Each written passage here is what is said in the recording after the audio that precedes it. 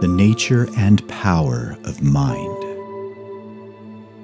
Mind is the arbiter of life. It is the creator and shaper of conditions and the recipient of its own results. It contains within itself both the power to create illusion and to perceive reality. Mind is the infallible weaver of destiny. Thought is the thread. Good and evil deeds are the warp and woof, and the web, woven upon the loom of life, is character. Mind clothes itself in garments of its own making.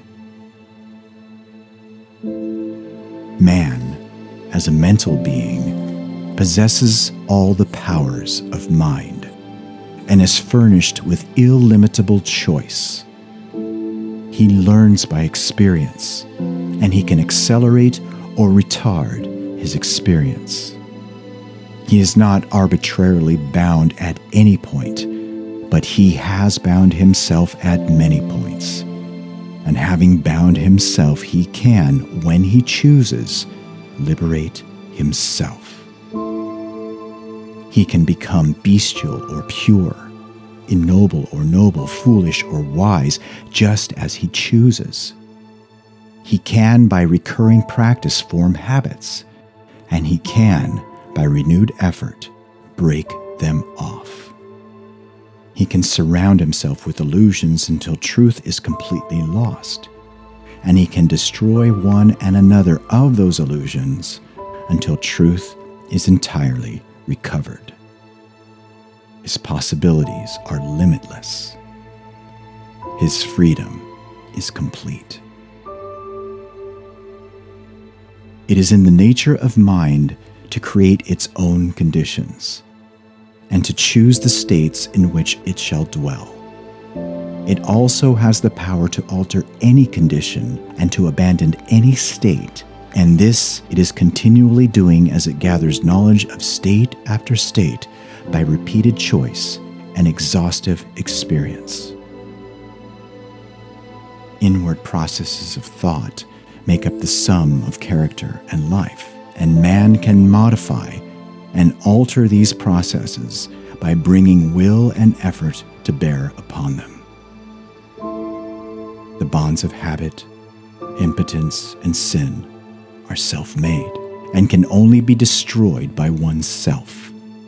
They exist nowhere but in one's mind, and although they are directly related to outward things, they have no real existence in those things.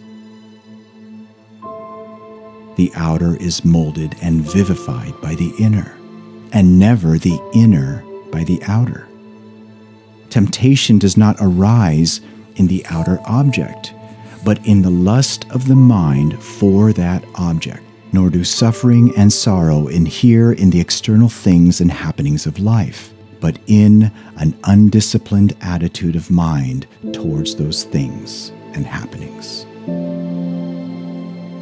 The mind that is disciplined by purity and fortified by wisdom avoids all those lusts and desires which are inseparably bound up with affliction, and so arrives at enlightenment and peace. To condemn others as evil and to rail against outside conditions as the source of evil increases and does not lessen the world's suffering and unrest. The outer is but the shadow and the effect of the inner, and when the heart is pure, all outward things are pure. All growth in life is from within outward. All decay and death is from without inward. This is a universal law. All evolution proceeds from within. All adjustment must take place from within. He who ceases to strive against others and employs his powers in the transformation, regeneration, and development of his own mind conserves his energy and preserves himself. And as he succeeds in harmonizing his own mind, he leads others by consideration and charity into a like blessed state. For not by assuming authority and guidance over other minds is the way of enlightenment and peace discovered, but by exercising a lawful authority over one's own, and by guiding oneself in pathways of steadfast and lofty virtue. A man's life proceeds from his heart, his mind. He has compounded that mind by his own thoughts and deeds. It is in his power to refashion that mind by his choice of thought. He can therefore transform his life. Let us see how this is to be done.